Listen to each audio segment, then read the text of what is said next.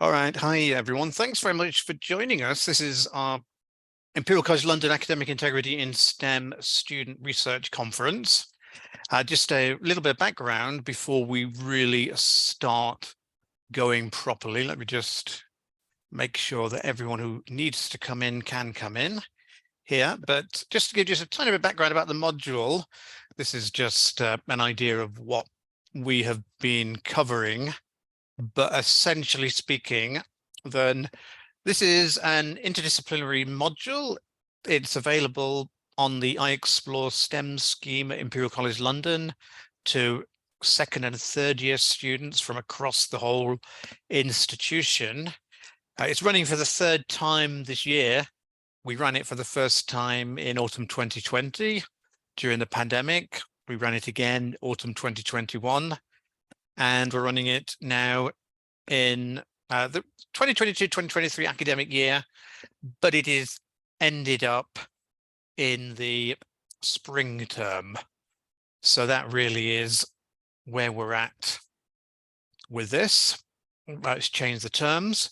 But I think this is the first module of its type around the world. It's had quite a lot of publicity. We've got some really interested students working on it.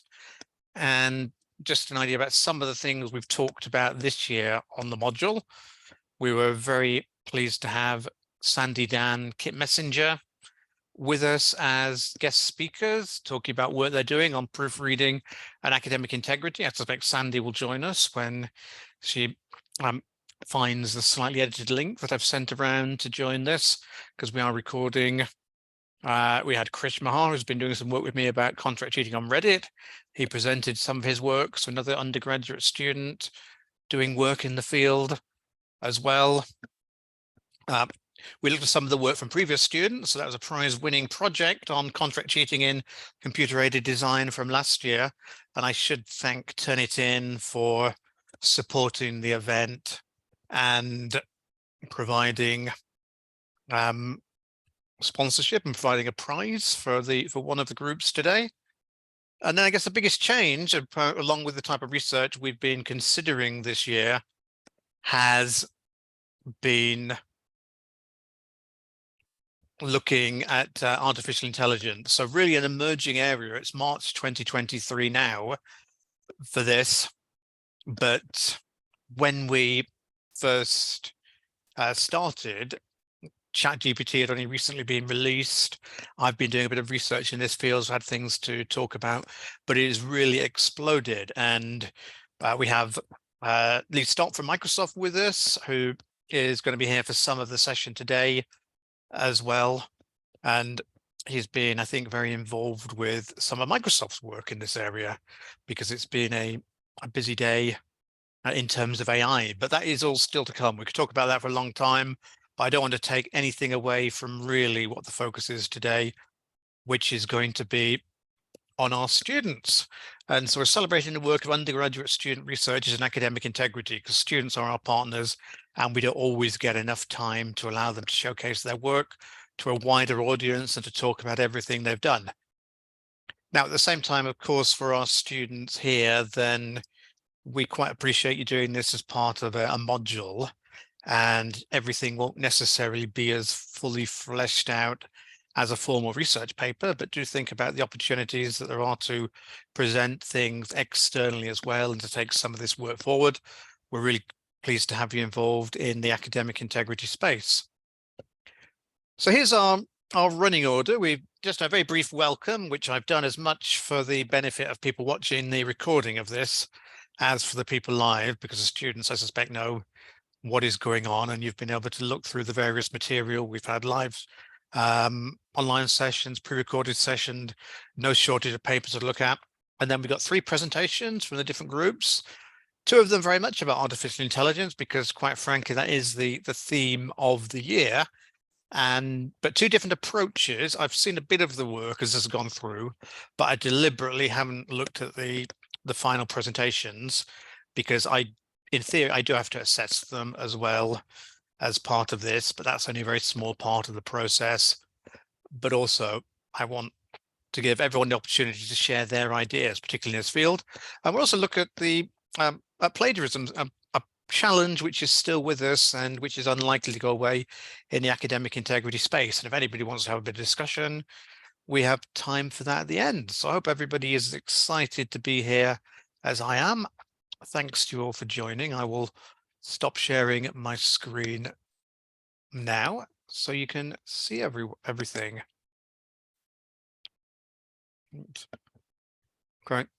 And I won't be offended if anybody has to leave. I'm just watching for people who are joining, and I just want to make sure we get nobody Zoom bombing, because that is the challenge of putting a link in a public place. But once somebody's sharing their screen, we should be okay. I'll probably change the settings once we get going. And I will let Sandy in, who is known quite rightly to time joining for after I've spoken for that. So up first then, we have a group of students. How well are UK universities adapting to AI-related academic misconduct in undergraduate studies?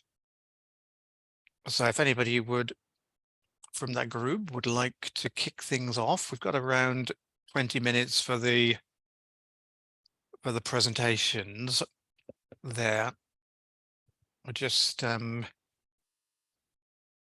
We just check that everybody has been able to join as well. I think people have managed to find us.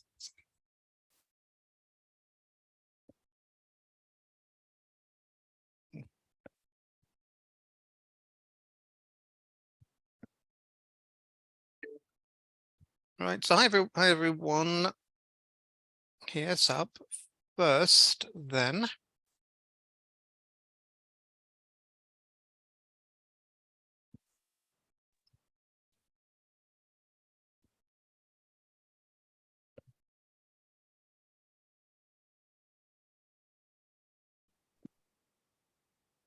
We have got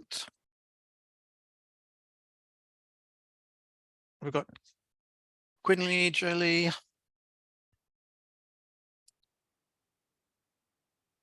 No, I can't, because I can't read my group list, but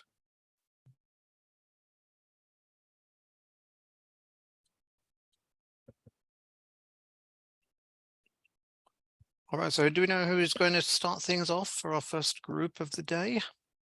Yeah. So is it okay if I can start? Yeah. Have you got everybody you need? Yep, everyone's here. So yeah, once again, very good afternoon to colleagues in Imperial College and guests.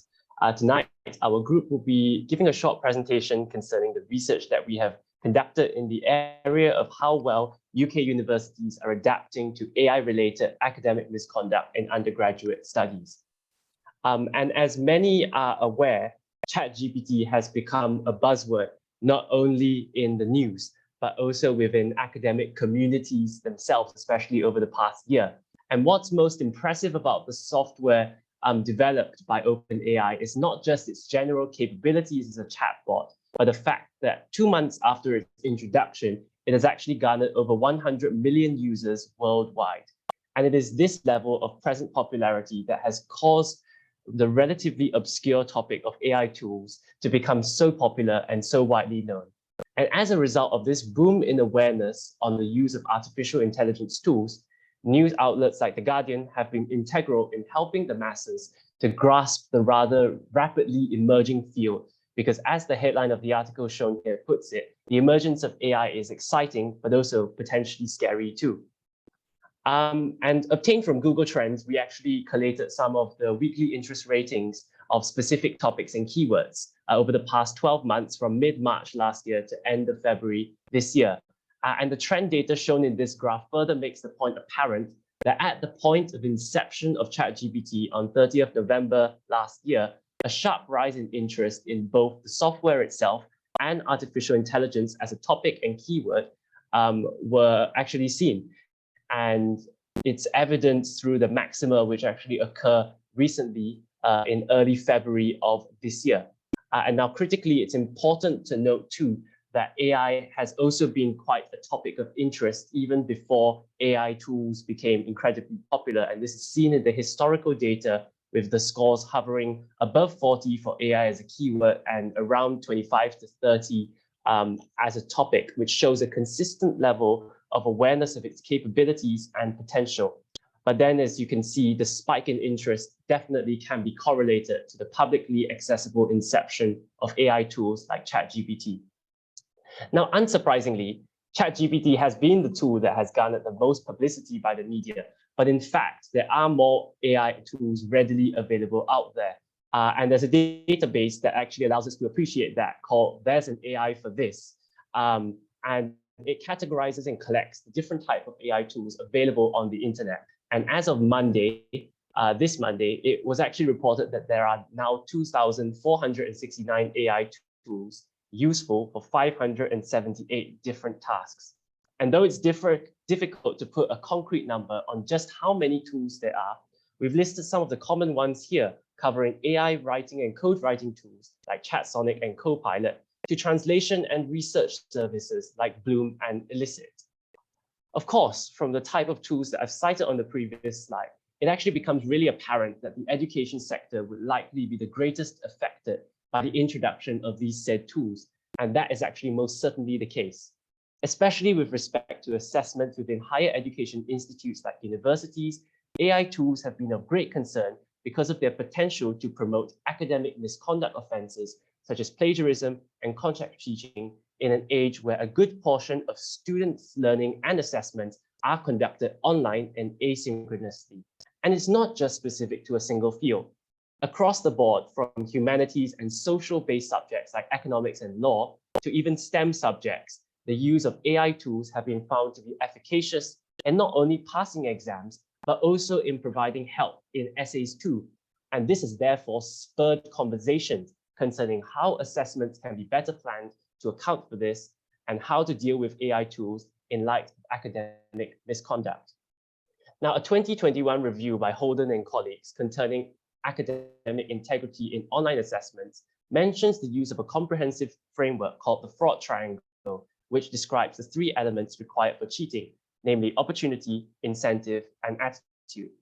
And in the context of the use of AI tools, because of the newness of its inception, it may be possible that most universities haven't been able to properly regulate or define an acceptable usage of AI tools, and this creates opportunity for academic misconduct.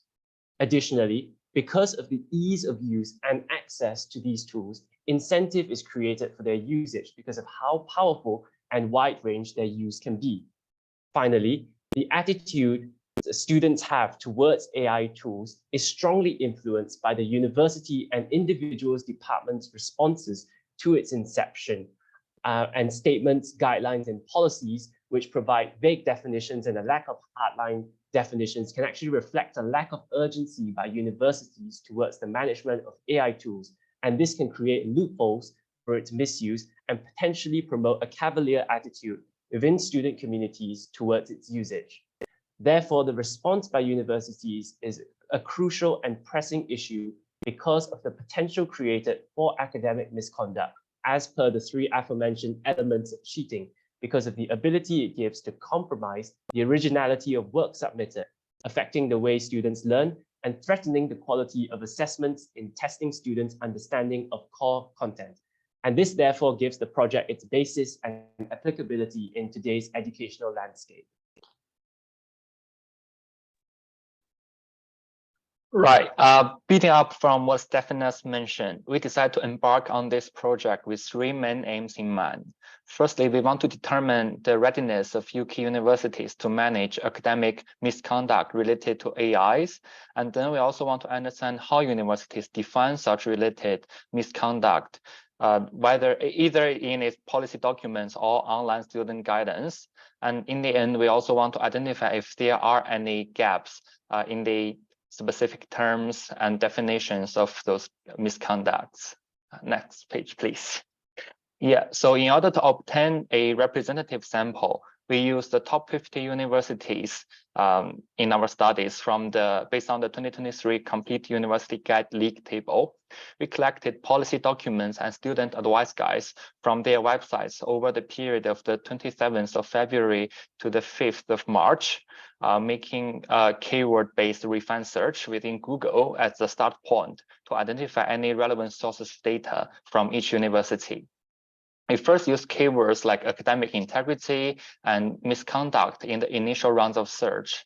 And then we used keywords. We included keywords like code of conduct, policies, and regulations. To ensure that the data was as thorough as possible, we did another round of search with specific types of academic misconduct, including plagiarism and contract cheating. From those shortlist websites, on top of collecting the policies and guidance document published, we also opened and collected and analyzed any of the hyperlinks from those universities. In total, we collected around 90 such documents to be used for further analysis. Yeah. So analysis of those documents was done in the following ways. We firstly filtered out keywords such as artificial intelligence, chatbots, and third party, and tried to identify the sections where these key terms were included. In this way, we would be able to shortlist and quantify the number of universities that explicitly consider AI tools with respect to misconduct as an indicator of their present readiness to target the threat from AI. We then took a more qualitative approach to analyze the data through identifying various descriptors of different types of misconducts by noting whether AI tools were referred to explicitly or implicitly in the document, and consider whether the use of descriptors were mainly human-based, like someone, another, and others, or it is more natural and non-human-based terms like a third party or service. This would turn out to be quite extremely important because most of university policies use phrases like third party and other related terminology as a generalized descriptor to encompass a wide variety of sources of the misconduct. Finally, we wanted to have a more quantitative analysis of the readiness of the universities, and we developed a rating system, what we call as the AI Misconduct Readiness Rating, or AIMER for short. So this is the AIMER itself. It has 4 tiers with top tier. Tier 1 being that universities are most ready to manage the threats from AI and reflect a kind of like strong university statement on its management. This tier involves the university to explicitly reference the use of AI tools and also defining it or relating it to a specific type or types of breaches in their policy documents, and they may also publish such information in their university student guidance websites. This is in comparison to those lower tier universities that have more weak definitions, limited or no student guidance, or focus mainly on those human-based offenses like plagiarism or paying someone to do a piece of coursework for you. And to begin with, we found that most of the university policies were last modified in August or September 2027, before the start of the present academic year. Though there are some institutes still using old policies dated back to 2021 or even earlier. Interestingly, most universities that mentioned AI in their policies have had relatively recent modifications in December 2022 or January or March this year. The AIMER data show that the average score of the top 50 university is 2.83. The standard deviation is 0.91. This shows that most of universities may not be sufficiently ready to target the threat posed by AI on academic integrity, since the average is quite close to 3, and most of the data lies between 1.9 and 3.7, suggesting that generally weak policy definitions and generalized key terms that might be difficult to interpret, whether it include or not include AI, and might cause confusion among students. The average score of the 50 universities is slightly below 3. This is mainly because there are 24% of the universities had a rank of 1 or 2, while only 20% had a rank of 4. So the average score is slightly lower. Also, there are some outliers in the data. For instance, Aberdeen University mentioned academic integrity to its staff on the staff communication website in the section called Teaching and Learning, but it didn't actually mention that to the students in their policies or student guidance website. So it's quite difficult to assign a correct score for such outliers. Yeah, next page, please. Yeah, this is the result plotted against the ranking of the university. You can still see that most of the university have a rank of 3, as shown by the orange dot. Yeah, thank you. It is worth noting that the distribution has slight fluctuations among the top 10 universities, despite most of them showing a lack of readiness to combat AI based on the raw score we have. The distribution is more even and more, the distribution is more even at the middle part, like between 10 and 40, but still showing very relatively low readiness. It's quite interesting that on the far end, around 40 to 50, the data are more spread to both extremes of 1 and 4, indicating that there is a potential possibility of greater awareness and preparedness of the so-called lower ranked universities to AI-based academic misconduct. However, these spread also may contribute to the high standard deviation we have for the data because the data set is quite small. Yeah, this is the result from our keyword heat search of all the documents. The pie chart represents the results that consistent with earlier mentioned distribution of the AIMER ratings. Like 20% of the universities explicitly mentioned AI in their policy or student guidance websites. And 14% of the institutes explicitly mentioned the use of chatbot as a specific AI tool. And the percentage of those universities or the hits we have is quite consistent with a number of tier 1, tier 2 rate universities we have. And 58% of the universities mentioned third party in their document. This is slightly lower than what we expected. And the main reason we think is that because of the use of different terminologies, for example, like commercial service or commission work or professional services, other than third party. So if we take this into consideration, the overall rating would be like 80%, which is also consistent with the number of tier 3 or the universities above tier 3 we have. So basically our scoring system is quite valid. Yeah, this to reflect on what I just said, this is a part of the document from Durham University Academic Misconduct Handbook. In it, the document defined third-party services, including web-based companies, websites, and individuals, in which is quite well defined and comprehensive.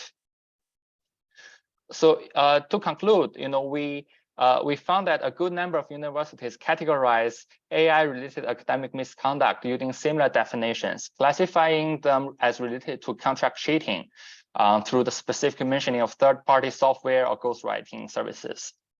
However, there are some definition variations among universities, and some of them are quite interesting. Some universities characterize them as personation or impersonation, despite the work is done by AI instead of a real person. However, we found that there are significant gaps in policies and student guidance in relationship to AI-related misconduct. There are some overlapping definitions and classifications without clear and sufficient definition to key terms like third parties, commercial service, and SECs. This lack of clear definition seems to be an effective blanket for policymakers in order to capture all the potential breaches in the interim of policy development, but it may also cause confusion among students as they may not be sure if AI tools are included within those terms. But generally, most of the updated policies regard the use of AI as a form of misconduct, with UCL as an exception, allowing its use as long as it's being used cautiously and with proper acknowledgement. Yeah, I'm finished here, and I'm going to hand over to Lily now. So in light of the findings Jane has mentioned just now, it's also important to underscore the limitations we found in our research concerning academic misconduct. Policy document and student guidance alone may not be representative of the university position on the usage of AI. For example, university committees may, in the planning phase of providing more up-to-date regulation as a reflection of the emergence of the topic. However, the latest regulations encompassing the use of AI tools may not be updated and accessible. Additionally, other useful source of data like a policy committee meeting minutes may not be publicly accessible and therefore limit the analysis concerning an institution's readiness to manage and mitigate AI-related academic misconduct. Therefore, influence the conclusion we can draw concerning the position of university towards the use of AI tools, and so to be cautious of making blanket statements about university's position on its use and related academic misconduct offenses. Moreover, university need to ensure that AI-related policies are based on an interdisciplinary approach and should take into account the various regulations, unique needs, and the consideration across different disciplines. This approach should be reflected in the policy document and in the guidance provided to the student to ensure that all relevant regulations are taken into account, which takes time to develop. So another limitation could be the small sample size of university we taken. In spite of the interesting trend observed for a lower ranked university, it might be difficult to say for sure that most lower ranked university reflect more ready policies, since we only have data reflecting this trend for 10 out of 130 total university in the ranking list. So to ensure our results are more representative of UK university and to confirm the observed trends we mentioned, the sample size should be expanded from the present 38% of university sample size to include a larger range of university across all ranking levels. And lastly, due to the rapid emergence of AI tools, it may be hard for us to review, and it might be hard for university to review and revise their policy regarding AI tool, regarding to their academic misconduct, and university may not update their policies promptly other than during the annual or biannual review. It caused the university and department's position potentially being disseminated to students more informally via newsletter instead of updating online documents. So in conclusion, it is imperative for university to consider and regulate the use of AI tools urgently, since it can compromise the integrity of academic standards through the potential to generate decent answers and text automatically. AI tools can encourage academic dishonesty and replace traditional service provided by third parties such as SMUs and empower students to normalization of academic misconduct. However, reflection of AI usage mentioned in academic misconduct guidance is kind of vague without clear terms of usage of AI tools within offense definitions. Although a lower ranked university do generally show greater guidance and specificity of AI tools concerning their use in academic misconduct offices compared to higher ranked university, it might be unclear to students whether or not it refers to the prohibition of AI tools either. So it is really important for university make certain and statements that are easy to understand and accessible to all students within the next academic year to reflect the unique times we are in.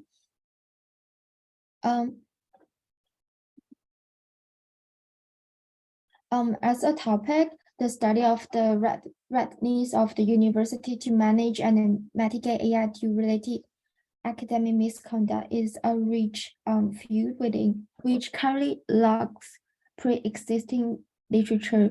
Future study in this area could compare and contrast department-specific regulation across all sample institutions and repeat the study across further academic years to gain a more comprehensive view of the evolution of AI-related policy. In addition, a wider range of UK university can provide a broader perspective on the university stance on the AI usage. Surveys can also be carried out to ascertain what students and staff think about the use of AI tools, which in turn can help inform more effective mitigation strategies and policy. And lastly, universities should collaborate with third-party plagiarism detection services such as Turnitin or UniChat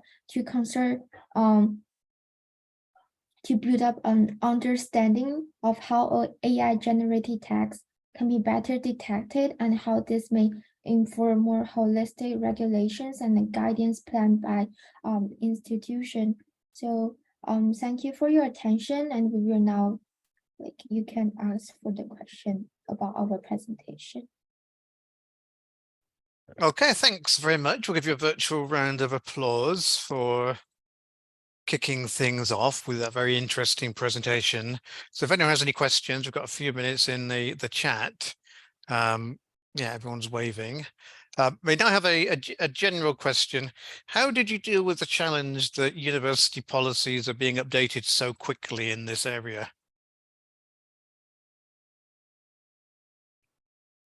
I think definitely, yeah, one thing to say is that this set of research now is going to evolve very quickly. I think what this research does definitely represent is it represents a good indication of what universities are able to do at present and what are the gaps that hopefully can be filled in the future. And of course, this research will definitely be useful in helping to inform universities concerning how they can then make their policies more resilient concerning the use of artificial intelligence for academic misconduct. And I really hear your point, especially because Imperial College itself has actually just released official guidance on the use of AI tools, which wasn't available initially during the time where we were researching it. And so definitely, I think the research that we have provided does give a good overview. But as I mentioned as well, it is a rapidly evolving field, and most likely within June to August this year, or maybe June to September this year, when universities go into their procedure of policy review, we will likely see changes which I think will be reflected if this study is conducted again. Yeah, thanks for that. Sandy's got a question. Sandy, please go ahead. Thank you for that brilliant presentation. That was really good. Well done. So I was just going to ask you about your sampling criteria, why you chose to sample the way that you did. Okay, the main reason we choose, first of all, we used like a policy-based research. First of all, we think that the easiest way to reflect a university's attitude toward the use of AI is where its policy, and and those are the data that is publicly available, so we can access those from via the internet. And another thing is that we started off as from a qualitative based. We started off to do a qualitative based analysis because none of us is from a computational background. So handling large number of data set might be difficult to us. So that's why we start to think about collecting policies. And as for the top 50 universities, it is a general, basically a representative of the what we call a top universities in the UK, and it could reflect on the general trend or direction of policies representing the whole country's educational system. So that's basically why we choose this type of data source. Okay. Just to add on top of that as well, as Tianyi mentioned about the choosing of the top 50 universities, our initial idea was sort of to go with a specific group of universities, like for example, the Russell Group, as an example of a set of universities, but we felt that that would be too sort of focused, and in general, the spread of universities that we have from the top 50 universities represent a really widespread across the UK and including as well Northern Ireland as well, which kind of gave sort of premise to the fact that the sample size that we use and the samples that we use were fair, at least for the period of study that we were conducting this research for. Okay. Yeah. So I mean, you could have used any guide, couldn't you? But you chose to use the CUG, and yeah, okay. All right. Thank you for that. Yeah, thanks for that. And we've got a few people in the chat asking if you're going to write this up formally, which I think you should. We can talk about that separately for that and about the slides. And if anybody would like your slides, perhaps if they drop you a message, you might be able to send them on. I'm absolutely fine with that. And then we've got Carol's question. Let's pick this one up as our last question. Did you find any institutional guidance on the use of AI tools in proofreading? Is it considered as academic misconduct or acceptable use? Well, first of all, I think there are some universities that specifically mention proofreading in their policy documents, even before AI became a popular topic. And proofreading itself is quite a controversial thing. Like, how do you define whether it is acceptable or not? And some of the universities do mention AI tools for proofreading, but still, in most of universities that has updated its policies, we found that most of them just say that the use of AI is already in kind of like misconduct, and it should not be used in any part of the write-up process of your coursework. So I feel like, yeah, still it would be considered as a misconduct as long as AI is involved in many of the universities at present. Yeah, thanks. And I mean, I guess the question is, yeah, can you use artificial intelligence for proofreading? Because that is sort of a really emerging area. I mean, I will say I've not come across anywhere particularly talking about that yet, because we've got proofreading challenges in general and policies. And yeah, so Stefanos, I'll let you have the final word on this one.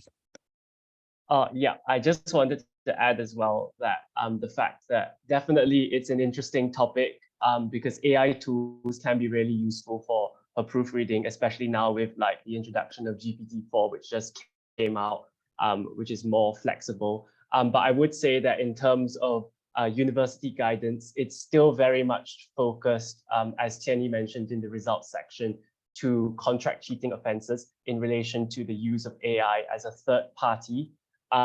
So I think in terms of updating documents to reflect the use of AI tools in proofreading, that's something that needs to be improved upon as well, and could be something potential for universities to think about in future.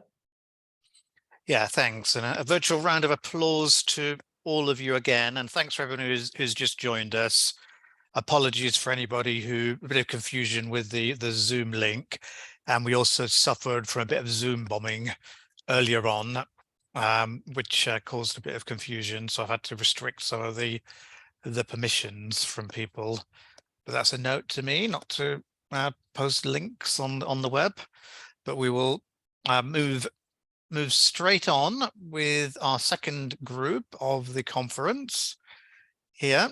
And I think I've given one member of the group permission to share the screen. So I hope that works. But we're looking at related area, effects of artificial intelligence in education, but I think a very different approach. So Liam, are you going to kick us off? And yeah, and just, there you go. Brilliant. And yeah, please go ahead. Okay, so hello everyone, and welcome to our presentation about the effects of artificial intelligence on education. My name is Victoria. I'm ready. I'm Liam. And I'm Samuel. First, we are going to talk about ChatGPT, on which our research is based on. ChatGPT is an artificial intelligence tool, a chatbot made in 2022. The developers used supervised learning and reinforcement learning from human feedback to produce the algorithm. ChatGPT is trained to follow an instruction prompt and provide a detailed response. In other words, it generates text based on user-defined topics and themes. This artificial intelligence tool can be used for education purposes, namely to make lectures and teachers' life easier. It can be used to plan lessons, create exams, and mark assignments. These activities usually take up most of the lecture's time and can be drastically improved with the help of AI. With ChatGPT, the process can be faster and highly efficient. It can improve accuracy and credibility as the algorithm is less prone to human error. There are, however, issues with privacy and security. Personal data is processed during the time of use, and this data needs to be managed and stored in a safe and secure way. In today's presentation, we are going to revisit these key points in a more detailed way. By research through papers, reviews published, we found that while AI provides convenience and has large potential on revolutionizing education, it addresses multiple ethical issues to be taken into consideration. Please go to the next page. The first one would be the equity and fairness. Compared with the student who is using AI, it could provide advantages for those who have access to AI. Even within the group that is able to use the AI, people who can access the best AI technology with the highest quality of answer also create a difference. So this situation is further constrained by networking and affluence. And the time to use AI is also important. In some cases like exams and summative assessments, it would be unfair for students who be accessed when others are using forbidden tactics, such as AI. This rule-breaking action, unfortunately, can't be 100% identified. Even uni has developed many rules and punishments. Please go to the next page. And the second one would be the limitation and bias. The AI system only responds in the way that it is trained and within the knowledge pool in its setting, as the AI doesn't have a consciousness and is taught. So if it's starting to be given the biased information, it will relay the bias rather than a rational answer. It also brings up the problem that who can be qualified to edit the knowledge pool of AI? Is everyone accessible to editing it, or only certain people, like certain experts in each area, can do it? But obviously, it's not a transparent system yet and may contain human error and bias. For example, running the AI needs large amount of money support, so the company may require some sponsors. In that case, if the AI is used to advertise the sponsor, regardless to the real situation, it might mislead, harm the people who are using AI. Please go to the next page. And next one is the overuse of AI. The learning is the term that defines acquiring of knowledge and skills. The overuse of AI could reduce the maximum possible outcome of education. AI is a more direct way to provide a response.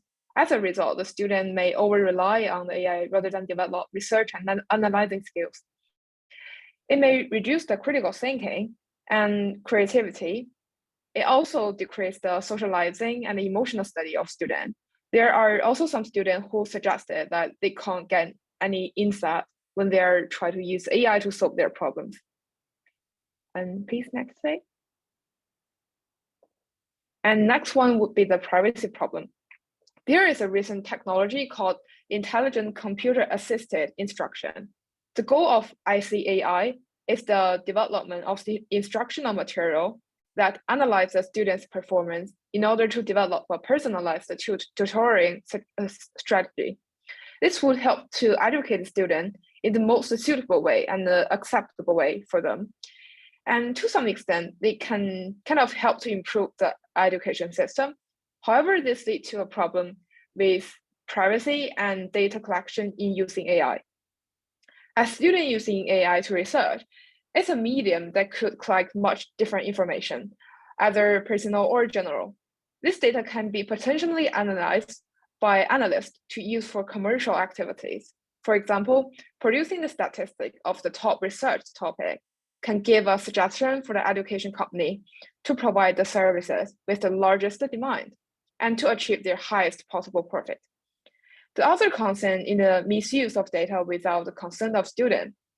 Because the AI collects the personal information which can be used for other purposes. In addition, personal information is also vulnerable to being hacked if the AI system is breached out under a cyber attack.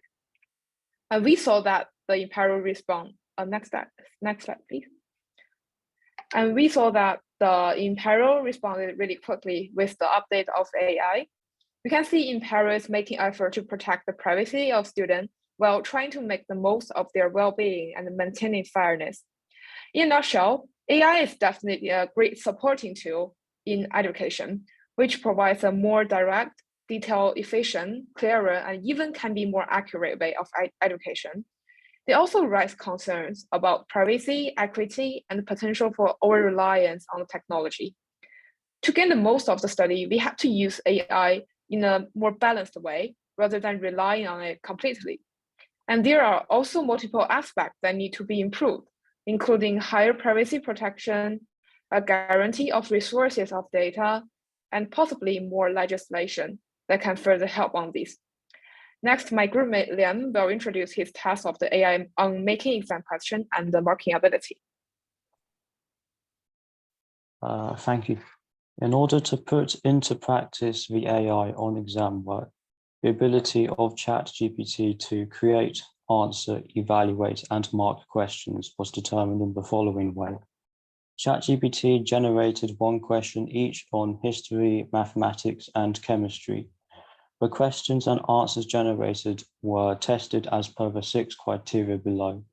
These were accuracy, which tests if the answer is correct, precision, which tests how specific or ambiguous the answer is, relevance, which tests if the answer is related to the question or the topic, depth, which tests if the answer goes beyond the surface level, logic, which tests if the answer follows logical reasoning, and originality, which tests if the answer is written as if a student was answering the question. Then the marking ability of ChatGPT was tested with university-made chemistry past papers and subsequently compared. The following methodology was used to ask ChatGPT to answer. So firstly, ChatGPT was asked itself to generate exam questions based off of undergraduate exam questions. Secondly, ChatGPT was then asked to provide an answer to these generated questions. Thirdly, ChatGPT was asked to critically evaluate the answers given to the question. And then fourthly, ChatGPT was then asked to write marked written answers to past papers and generate a mark for each answer. And then these marks were compared to the mark schemes.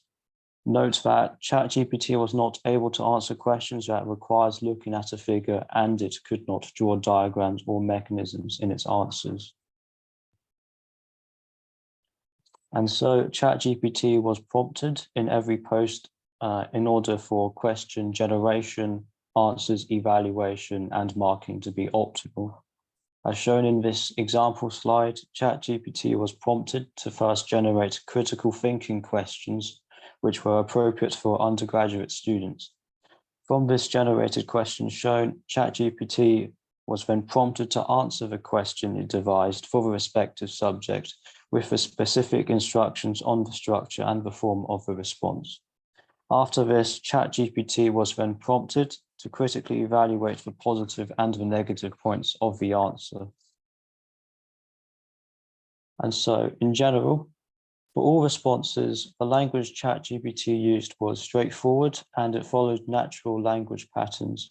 The answers were all organized and coherent with an intentional flow of ideas in the longer sections of text.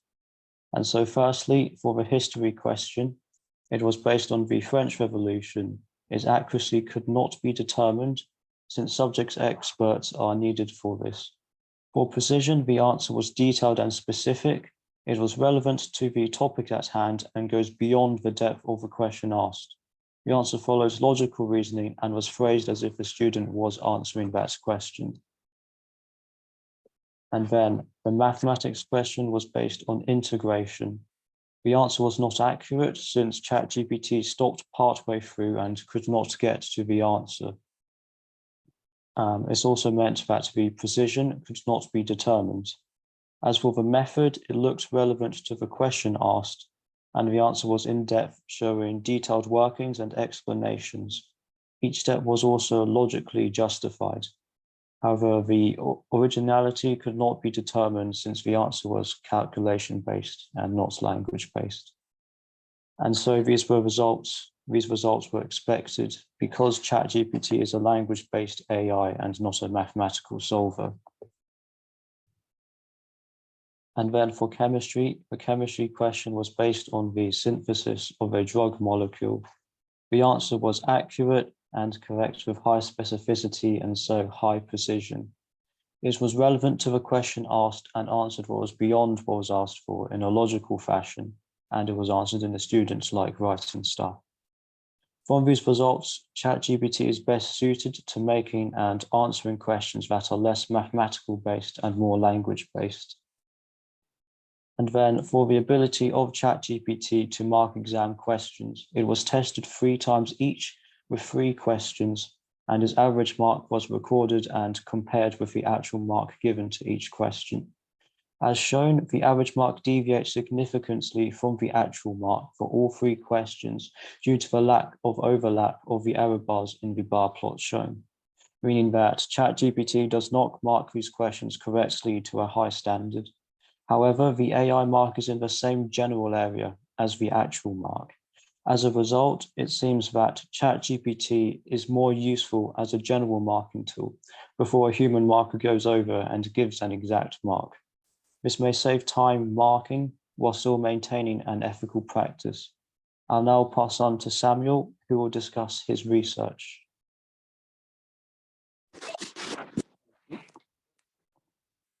We then looked at the ability of AI to provide feedback on an essay that was inputted. And the logic behind that was to look at whether or not AI is a viable resource for students to actually input their essays in and get feedback on before sending it and submitting it to their lecturers to actually give them a mark. The method that was used behind this was inputting a handwritten essay into AI and providing the vague command of provide feedback on the essay. The reasoning behind such a vague command was to actually analyze what AI understood by the term provide feedback.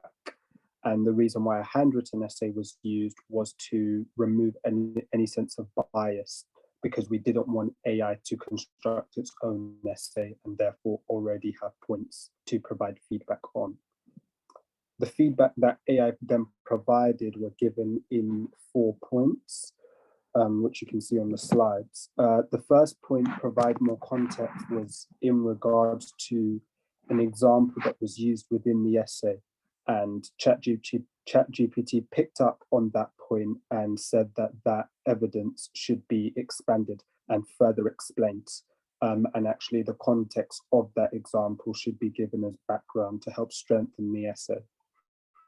The next was to consider counter-argument, and a vague, deliberate counter-argument was used within the essay, and ChatGPT actually picked up on that as being a weak point within the essay. And not only did it mention the fact that this counter-argument should be further developed, it actually gave examples of how this could be developed that were specific to the essay. It also did that with its first point of provide more context. It didn't just give you the point, it also then gave you examples that were specific to your essay on how that could be done. The third point we thought was a little bit of an error, because it was saying that more evidence should be provided. However, from the first point, you could see that it did pick up on the fact that there was already evidence within the essay. And so we thought that that was perhaps a mistake. And the fourth point, which kind of links to what the previous presentation was about in terms of proofreading, it was able to pick up on grammar mistakes and spelling mistakes, even punctuation mistakes, and highlight those and also provide feedback on that. And so overall, AI definitely can be used certainly as a proofreader and in terms of general essay feedback to strengthen your essay. However, we still feel that that specialist knowledge in terms of going up a grade in your subject specific essay can only still be provided by lecturers and teachers, and for that reason, at the moment, its ability. However, with further developments and advancements, AI can certainly be able to provide that specialist feedback and be used on a greater level for students.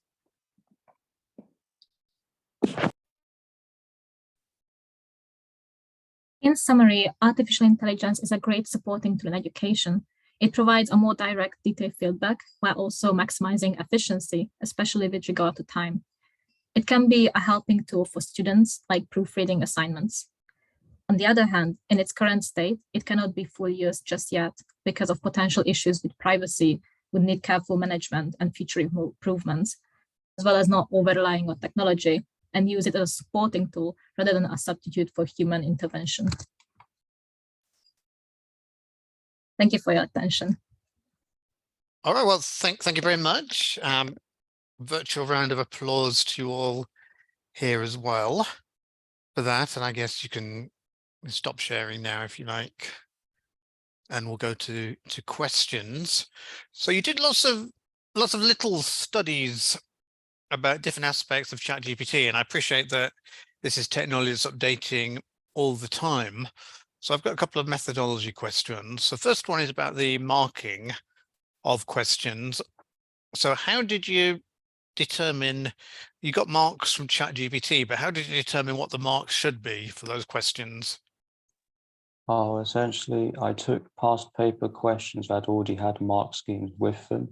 And so each part of the answer was marked with the X or Y mark.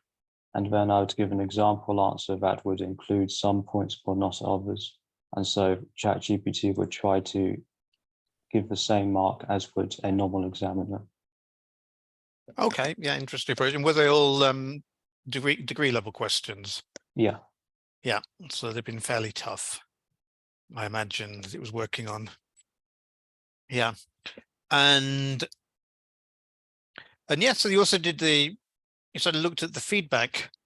So could you just use this for, and this is very Carol's question, actually picked up on the a slightly different version to the one I was going to ask, but could a lecturer just use ChatGPT for feedback, and would the student know? I think the student would know because a lecturer would not have enough time to provide that detailed feedback. Oh, you mean because the feedback would be too good? They would know. Yeah. What about if they used ChatGPT and they just sat on the feedback for a month before they sent it to you? Oh no. Yeah. I think that's where potentially it becomes scary in terms of what AI can do currently and what it could potentially do with further developments, that it could get to the stage where teachers could use or lecturers could use AI for feedback on all sorts of things. And as a student, you would be able to delineate between the two. I think it'd be very hard. Did you get any examples of the feedback being wrong? Did it give you any incorrect information as feedback, or was it all?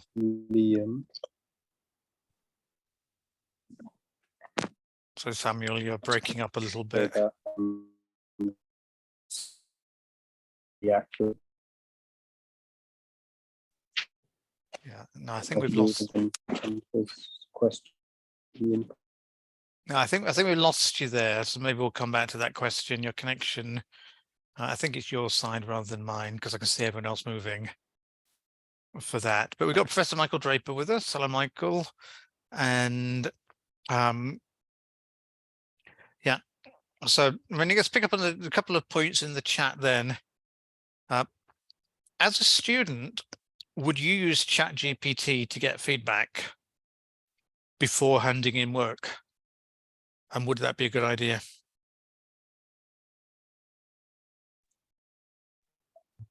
Well, at the current level, the feedback is still quite general, and sometimes it fails to answer the question that you want it to answer. And so it's quite tough getting it to generate feedback where you want it to generate. And even if it does, sometimes the information it provides may be wrong. So I wouldn't do it. Well, maybe in the future, I would probably. Yeah, fair enough. Sandy? So as a chemist, so I was just thinking about what questions you can ask it which doesn't involve structures or mechanisms. Wasn't it limited, very limited with what you could actually do with it from a chemistry paper point of view? Yeah, it couldn't provide any diagrams or structures, but it described it in a wordy fashion. Just thinking we don't often ask sort of wordy questions, but that's interesting. Thank you for that. Yeah, it just depends on which branch of chemistry you go to. Yeah, I guess so. What branch of chemistry were you looking at? I was looking at mainly organic chemistry, and then for the marking, I used physical chemistry. Yeah, which is more mathematical, so that moves away from the problem of having to draw curly arrows. Yeah. Yeah, I mean, I'll rely on everyone else's judgment because for this one, but yes, we've got a bit of time for any more questions. It can be general ones as well. I mean, obviously, what would you say the limitations were of your research?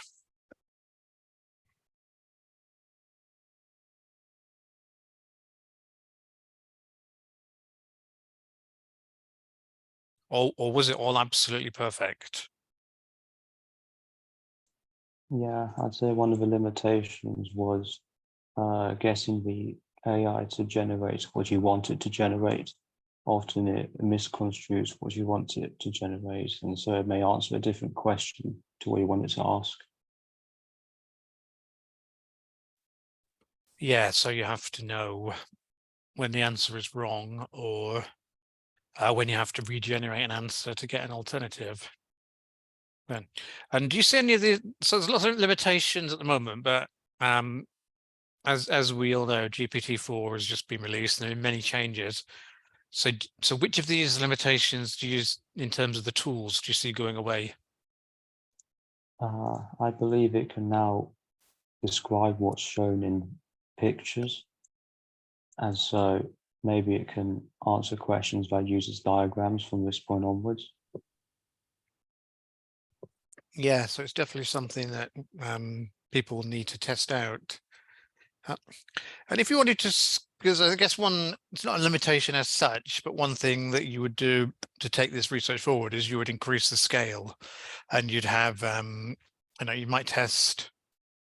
Well, I mean, I guess that's you. What would you test next if you're taking this research forward?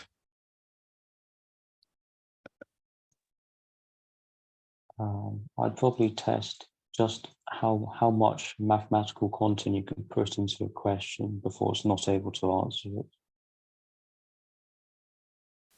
Yeah, right. And as you're a chemist, you've got everyone else here is from different disciplines. So any other observations from your disciplines about things you looked at there? So Sam, you're studying medicine, aren't you? So how well does ChatGPT work for medicine? I mean, we've used it as students, and kind of seen, can it generate single best answer questions for certain topics at undergraduate level, and on the most part, it is able to generate those questions and give logical reasoning for why whatever the answer is that answer. So I think even before this new update, we could use it in terms of as medical students, and I think as it develops, you would be able to use it even on a greater scale. Whether or not they go down that pathway, I'm not sure, but as it develops, I certainly think it would be able to be used on a greater scale, particularly in medicine. Yeah, I think that, I don't know, to me, the danger is what if people start self-diagnosing and get this and use it and get things wrong. Yeah. What about I guess say, Rudy, because you're a very similar subject, aren't you? So you. Oh yeah, I actually see some other problems. Like if you give the ChatGPT a wrong question, like with for example a multiple choice with 4 answers, but the topic is wrong, the question is totally wrong, but it will keep making up the answer without to tell you the truth. They won't tell you, oh, your question is wrong, but actually the student or the human teacher, they can identify whether this question is wrong or correct. And also for some time, once I'm kind of preparing my presentation for my module, and I want to looking for some references, and so I just search something like, oh, if there is a paper talks about this idea, and the ChatGPT will come up with someone came up with a paper in which year, but when you're looking up them in the internet, you can find nothing. So it turned out to be the ChatGPT is actually making up the paper.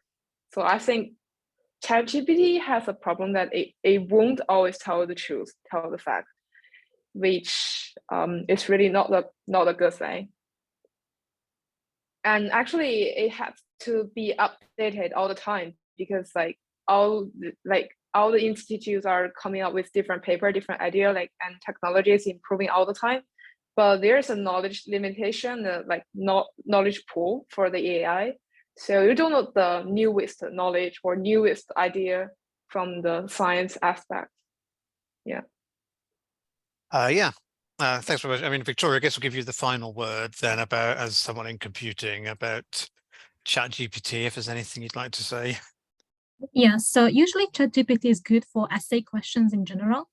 I think the reason why I'm safe, at least for a few years with my degree, is because it can't be machine generate code. So programming is not something that, for now at least, could be substituted by machine written code. Yeah.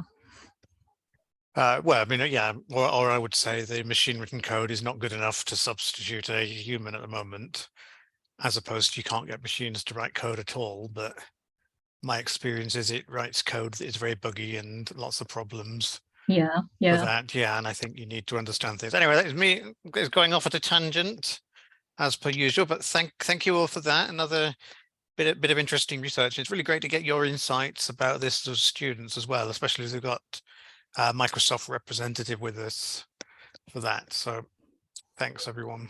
All right, another virtual round of applause, and we will move on to our final presentation of the conference, which is about plagiarism. And I think, Girish, I think I've given you control if you're okay to take the screen for this one. Yeah.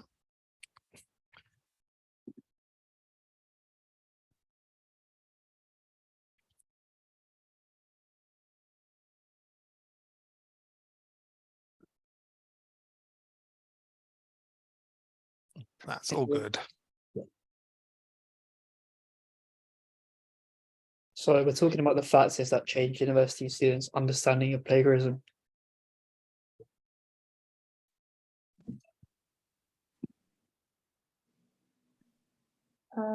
Okay, so welcome to our talk. My name is Hibba. I'm with Girish and Amina. So why is it important? So there's a Centre of a Code of Conduct in many academic institutions, and the definition of plagiarism varies based on institutions, which we found when we were looking at kind of different codes of conduct and different, resources. So we thought it was important that we check kind of, do students actually understand what it is? Because if there's variance in people who are enforcing the rules, how are students expected to follow, etc. So can we go to the next slide?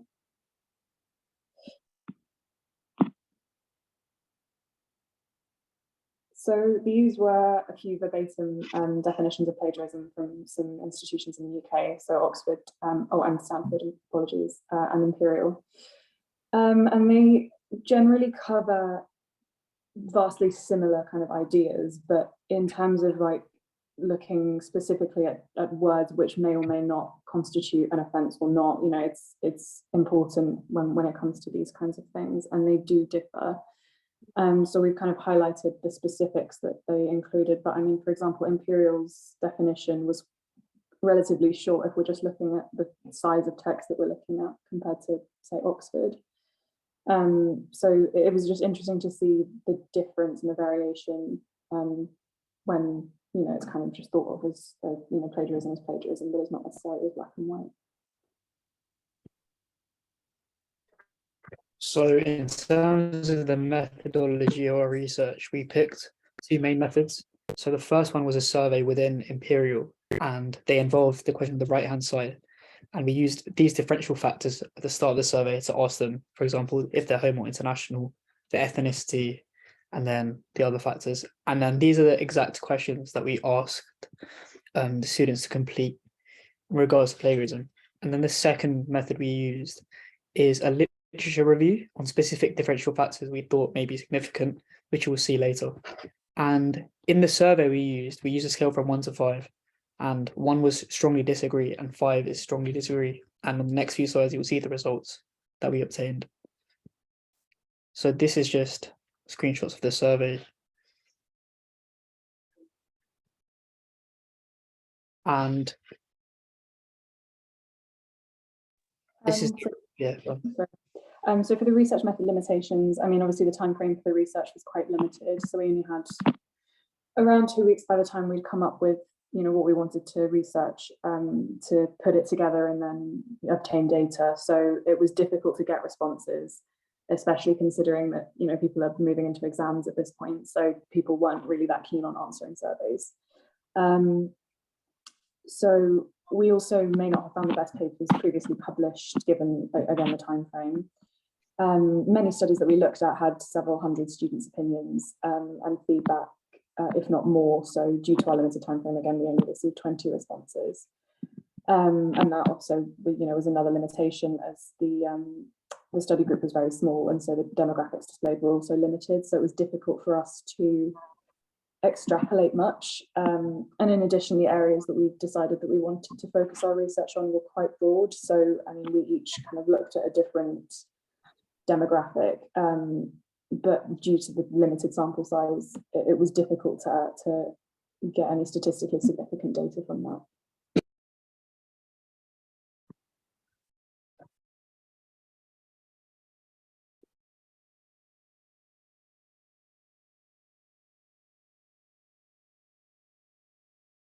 Okay, wait, so this is what our survey showed. This was like the results that we obtained from all the questions.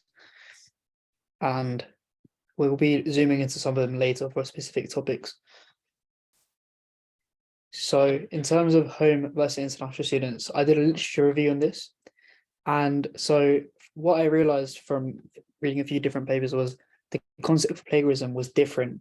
And so was understanding of why it should be avoided in many countries. So just to give a few examples here, one of the papers said that US students had a greater awareness of actually acknowledging the source material compared to Japanese students. And then another example is, for example, Australian students avoided plagiarism due to a fear of being penalized and viewed it as dishonest, which is quite different from actually acknowledging the source material. And those are just a few examples. And then when I looked at actual study, which compared New Zealand and Vietnamese students studying in a university in New Zealand. So the study argued that culture was a big factor in the difference in home versus international students, but there was a few differences seen in their understanding of plagiarism. For example, Vietnamese students viewed patch writing as a least severe form, and I thought that this could be because of language barrier being a more important factor, and the studies also suggested this. And the New Zealand students viewed self-plagiarism as a least serious offence, which shows a kind of contrast between the two's understanding and also priorities within plagiarism.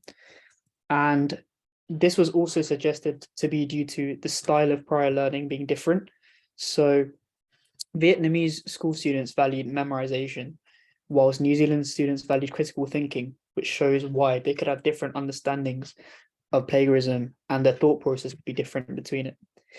But the study also showed that there were significant areas of agreement between the two, and that most students did actually have a good understanding of plagiarism. So this was just the results that we obtained from the survey on home versus international students. However, as you can see, most students in the survey were all home students, except three. So we can't really get conclusive evidence from this. On another literature review that I did, so there was a graph on the right-hand side which compared the seriousness of copying from the online from non-English speaking background students in New Zealand and English speaking background students in New Zealand. And it was identified here, if you look at the difference, the dark gray is non-English speaking background. So they have they're more likely to think that it's less serious to copy from the web, whereas the English speaking background students are more likely to find it serious, as you can see on the right-hand side. Also showed that non-English speaking background students have some issues understanding plagiarism, which was shown in the study before. So I then analysed the reasons why there's differences in attitudes and understanding of plagiarism between these home and international students. And the main factors that I thought were important were seriousness of plagiarism was found to be different. There was a language barrier and language proficiency difference. One study also showed that cultural differences did make a difference, because the way that some international students may understand a piece of work may be more reproductive, whereas in the home students that were analysed, it was more analytical. So that's for New Zealand. And it was also seen that education style prior to university and then the actual education received on plagiarism made a difference between home and international students. And also the general moral perception of plagiarism was found to be different between the two backgrounds. So the limitations of my research on literature review and the surveys. So the first one, in our own survey, we were unable to get conclusive evidence because, as I mentioned earlier, 16 out of 19 students were from home. So the data was not representative for international students. And in terms of literature review, within the study of New Zealand and Vietnamese students, it was purely on postgraduate students. And as I was researching, I understood that being postgraduate itself could be a potential differential factor. And the literature found was mainly based in New Zealand and Australia, which may not be representative of other nations.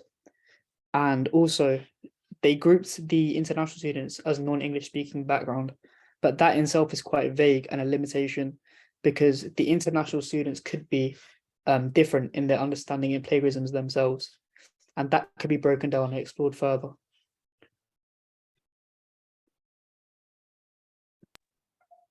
Okay, so for my portion, I decided that I wanted to look at kind of looking at socioeconomic background and educational background, and whether or not that has an effect on people's understanding of plagiarism or propensity to cheat. And I didn't really have many thoughts going into this, but I think the results were interesting despite the limited sample size. And I think the most divergence came in the last 3 questions, which were kind of more direct to do with actions around plagiarism and cheating. So it's very difficult to see on the slides, so I'll just read them out. So widening participation or bursary holding students were more likely to answer that they strongly disagree with the statements, "I only use AI when appropriate during my degree. It is not necessary to use references if I paraphrased someone. And also it is not necessary to reference my own work in a new assessment if it was submitted but never published." And I think that was quite interesting. So if we move on to... So from my research, I found limited papers which looked specifically at what I was wanting to look at, but there was kind of almost conflicting results. So there's been shown to be a positive correlation between socioeconomic background and cheating, according to this paper, which does appear to match with our results. So people of a higher socioeconomic background have been shown to cheat more, essentially. The reason behind that is, I assume, unknown, but I think it's difficult to tell with just numbers. I think you'd have to have more of an open discussion with people. And the prevalence of plagiarism is increasing in the UK in higher education, and I thought that might potentially go in tandem with people's overall salaries and wages being lower over that time course. And so it, in that sense, it might be that those are 2 conflicting results. And then also I found that students don't differ in their feelings of understanding of cheating. based on their socioeconomic background, which I thought was also quite interesting, because then it begs the question, were the results that we got based on people's actual actions, or was it based on their honesty? Were people from different backgrounds more likely to be honest about their cheating? Or was it about how they feel about cheating? Did they maybe misread the question in that way? And then following again is just the results looking at people's educational background. So the first 3 columns in all of these tables are academy, grammar school, and other public school. The 4th is private school, and then the 5th is an other or not sure. And I looked at those, and both of those answers were related to the first 3 columns. So the 4th column is pretty much the one that I was looking at to set them apart. Hi, Alina. So my sort of section is about disabled students. I thought this was quite an interesting factor to look at, because in the overall literature review generally about plagiarism and academic integrity in general, being disabled as a factor was often missed out. Even in large surveys done of students and their understanding of plagiarism and academic integrity, it was very hard. Either the survey didn't include information about disabled students, or didn't include questions that were targeted towards accessibility and inclusion for disabled students. We didn't get very many answers from disabled students in our survey that we did ourselves, so it was already a limited sample size, and then the percentage that we got back was very low. That could be because people didn't want to disclose, or it could just be because it's such a small sample size, so it was hard to make sort of conclusions off the back of it. If you could skip to the next slide. So these are the results for disabled students versus the rest of the people that responded to the survey. It's really hard to make any conclusions off the back of this, just because, again, of the limited number of people that responded. But typically the variance was a lot lower for disabled students. Maybe that indicates there are stronger views when it comes to the questions we specifically asked, but it's really hard to tell, again, because of the sample size. But if you skip the slide, I could maybe talk about some of the interesting points I came across. So one of the initial reasons I wanted to talk about disabled students particularly is because we saw this huge change because of COVID-19.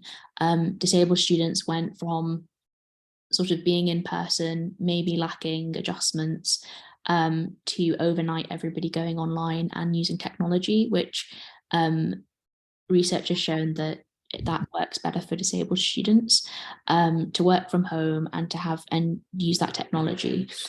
So I was interested to see how disabled students' differing use of technology as a need due to accessibility would change their idea of academic integrity and plagiarism. I'll go through some of the things that I found and thought of. So initially, like I mentioned earlier, there's a lack of research and understanding on how disabled students navigate academic integrity differently. So a potential, in terms of looking to the future, in terms of academic integrity as a field itself, perhaps being more inclusive of disabled students would be something that we could do. The understanding of how to then factor disabled students in is that there must be an established balance between the students' needs and the academic integrity policy itself. So it's about including reasonable adjustments within the academic integrity policy, rather than it being as hard and fast of a rule as it is for other students. It doesn't negate students' it doesn't excuse students from violating academic integrity, but it's putting in adequate measures that mean that they are on the best path they possibly can be on. Why is this happening? So As I spoke about earlier, there's large-scale surveys that are often done, but they don't collect data on disabilities and how they affect students, and that's particularly interesting pre and post-COVID. Disabled students may feel pressure of working harder than other students to meet the same goals. Without effective adjustments in place, students can't thrive and might unintentionally commit academic infractions, and even purposefully, just through the pressure of struggling to meet the same level. And that is just because of a lack of effective adjustments rather than the student's ability. Like I said, disabilities don't excuse disabled students from violating academic integrity, but putting in those adequate adjustments is key. So I talked a little bit about how technology helps. So technology can help mitigate some of the bias when determining plagiarism. But when it's not possible, studies have shown that teachers let inadequate attribution go if they feel the overall sophistication or authority of the paper is good.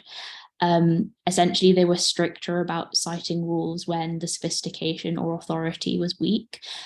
So there was evidence to suggest that authority in the teacher's view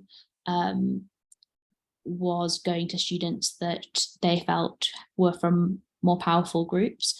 So that was white people, native English speakers, or students whose parents went to college. That might then exclude disabled students, especially those with learning disabilities. So in some instances, plagiarism may be more about social inequity than individual deceit, and that individual student's duty to be truthful. If you could move to the next slide. That's it. I think. Oh no, okay. So this is just the conclusion and sort of looking forward. So we mentioned some of the limitations of the survey, small sample size, lack of diversity in participants. We had a lot of second year medical students, and I think that's because we're all, the three of us are second year medical students.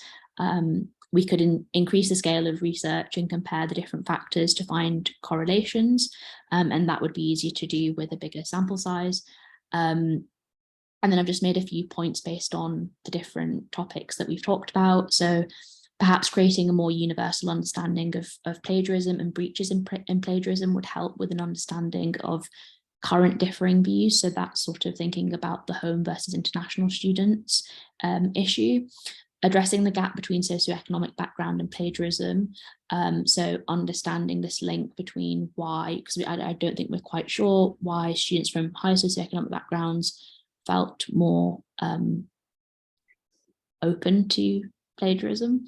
More research on disabilities and actively collecting more data on how this affects academic integrity. So that's something that I spoke about, actually including disabled students in a more meaningful way where we can make meaningful conclusions. And then actively researching and studying specific factors that may affect the adherence of specific academic integrity policies as well. So I think those are just some things for looking to the future. That's just the references that we used. So thank you. All right, great. Well, thank you again for that, and a virtual round of applause to you all. And we can go over to questions, of course, for that one. And I think we'll pick up on Matthew's question in the chat. Is plagiarism rising, or are we getting better at detecting it?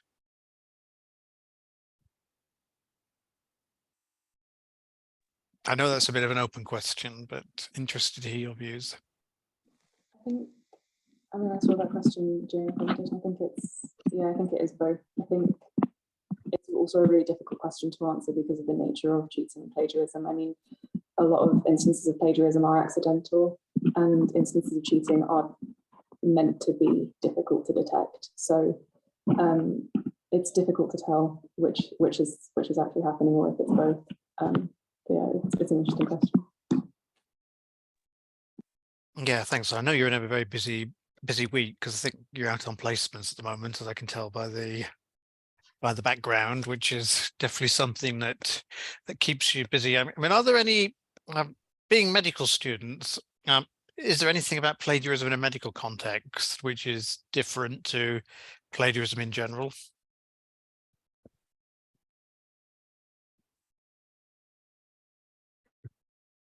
I think specifically to our degree, maybe not in medicine in general, but specifically to our degree, we do a lot of group-based work, small group-based work.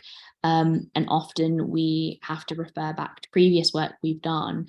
I think what we found was that students didn't have a great understanding of referencing their own work again. Like that was a clear gap that we found. I don't know in terms of medicine in general, but that's definitely something for our degree that we did look at. Yeah, self-plagiarism, that is an interesting thing, and that's not very well understood by students in general about how do you do that. And I mean, plagiarism we're using in quite a broad sense here, but if you use an AI tool, is that plagiarism? Just because that's a topic that's come up a lot today. Initially, when I was looking up the sort of AI and plagiarizing kind of concepts, most people had the consensus that it wasn't plagiarism to submit something that was constructed by AI, but it was cheating. And there was kind of a difference between the two. So it was considered as like unethical and cheating, but it wasn't considered as plagiarism when I was researching, but I'm not too sure. Yeah, I don't think there probably is not one correct and consistent answer to that one, based on my experience, at least not yet. Yeah. Any questions from the people here, the other students? We've got quite a few people who've done research in this area as well. I mean, I guess I have a question, because you then I'll do mine, then I'll go to Sandy's, because you looked at academic papers, which is very useful, and they covered quite a long time period, really. I mean, I say long because some of them you'd barely have been born when they were written. So what were the biggest changes you noticed in over that time period in terms of the findings for the papers? So when I looked at the more recent ones, they tended to show that, for example, culture didn't play a big part in plagiarism, or they showed that the students didn't have a great difference in understanding, but it was the way they understood that was different, or like their priorities that were different.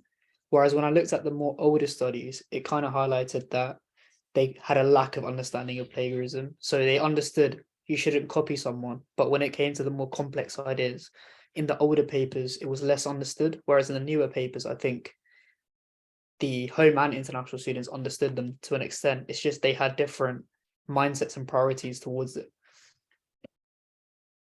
Great. Sandy?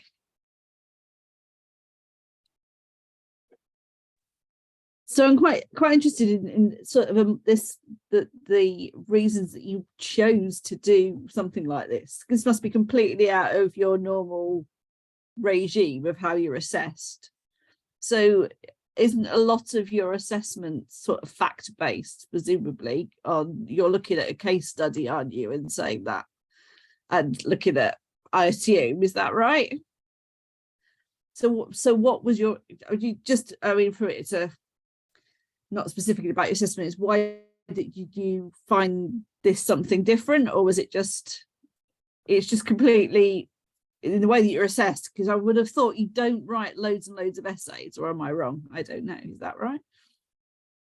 I found this topic fascinating because of that reason. Because, like, for example, last year when we had to do referencing a work of plagiarism in our summer research project, I actually had to do a lot of research to find out, oh, what counts as plagiarism? How do I reference? So that's why I found this interesting. That's brilliant. Yeah. I think also, like, my perspective was maybe slightly different because medicine's my second degree and my first degree was an essay-based subject.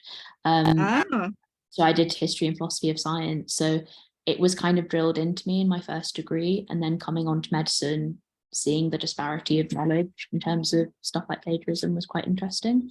So yeah, I don't think we tend to do a lot of it in medicine, but I had sort of that training from before. I'm nodding here. I'm sorry, so you can't see me because my camera's not working, but that's, yeah, thank you. Yeah, thanks, Sandy. And Sandy's been involved with the module earlier on, so most people have met Sandy when we did an earlier session about all the interesting work that she's involved with about proofreading as well with that. Yeah. But yeah, I mean, in fact, it's fascinating conversation about those differences between the different subject areas. Indeed. As yeah, you know, and also the discussion about disabled students, because I'm a department disability officer, so but disabled covers a wide range of different circumstances for that. So really interesting. Lee? Can you hear me? Yeah, all good. Excellent. So yeah, I just want to say, you know, amazing work by the teams. And again, you know, medical students doing this, it's awesome. So the question I have is really around, you know, number one, you looked at plagiarism and like the awareness of plagiarism across different students and different societies as such. You know, was there like an awareness of the use of technologies? You know, were people actively searching for technologies to try and cheat or create plagiarism? Or was it more of there was just a lack of awareness of, if you are undertaking work and doing citation, that is, you know, and not doing citation such, is that plagiarism? So I'm really interested to hear from the teams on that aspect of, was it meaningful use of technology, or was it like stumbling across technology which you could utilize and then thinking, oh, I don't really need to cite this because, you know, it's not a citable source as such?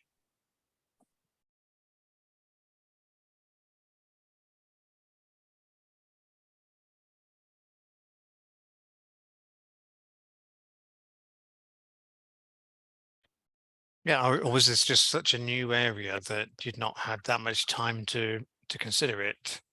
In which case, any ideas you've got are welcome if somebody wants to take that one.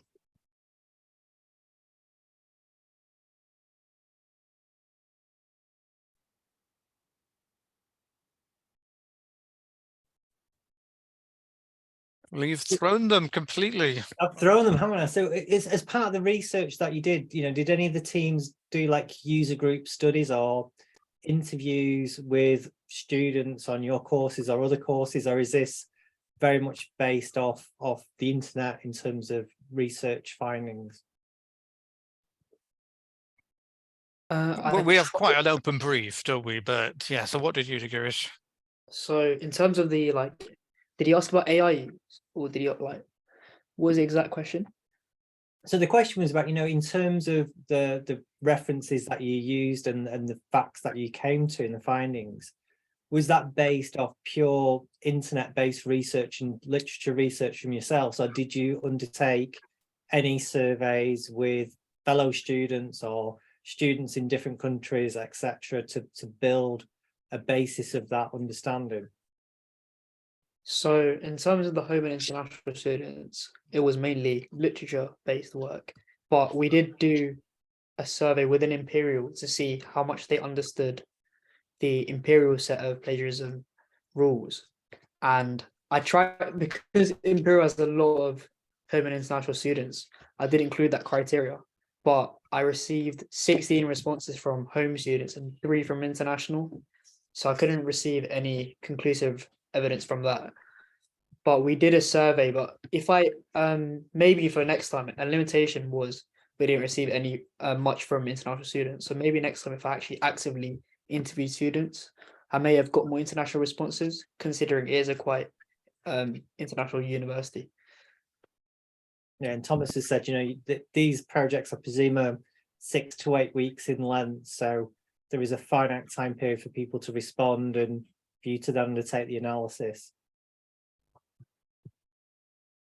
Yeah, it's one of the challenges we have with sometimes with collecting primary data and survey type data and everything, is just getting enough time for people to do that in and everything. So there's different research methods that work well in different situations, and that's something we try and work around. But I think there's in this, the field you order, I think there'd be great opportunities if you were to take this forward to interview some other students and just go into a bit more detail about why they have a certain view about plagiarism or something like that, because that's quite a fascinating area. And I personally, and people watching this may want to take this on, would like to know if those views have changed as a result of AI, because you take a paper written 5 years ago, this will not even be considered. If you take something in 6 months' time, then we'll be using this technology all the time in Microsoft Word, and it will just be there for us as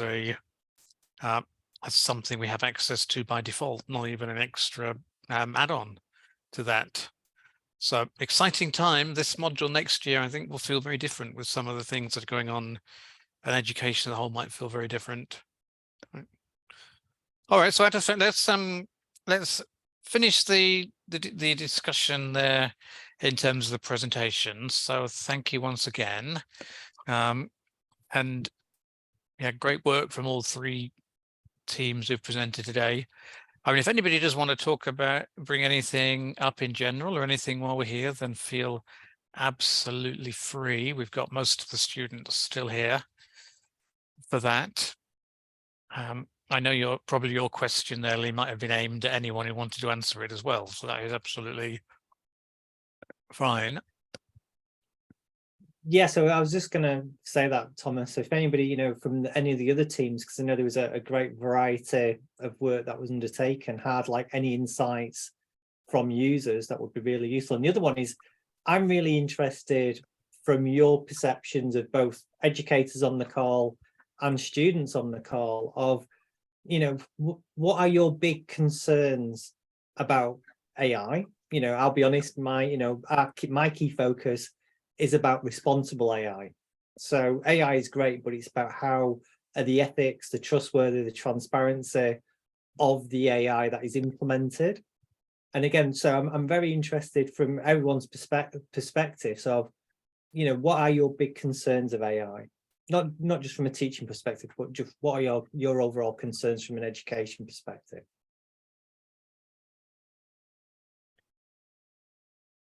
Yes, if anybody's got any thoughts, feel free to share them.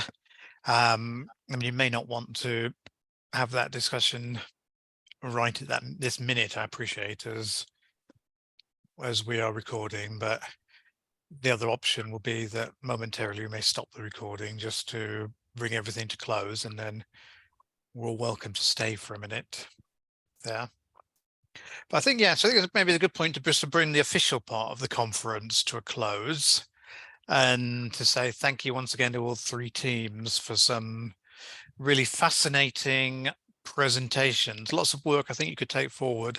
There is definitely things here you could present externally, perhaps with a little bit more tidying up of slides when you're not in so much of a rush. But there are lots of good stuff, because I go to academic integrity conferences. I was at one last week, and there are things here which are more polished than some of the things I've seen externally. So lots of opportunities there, and really positive for the future.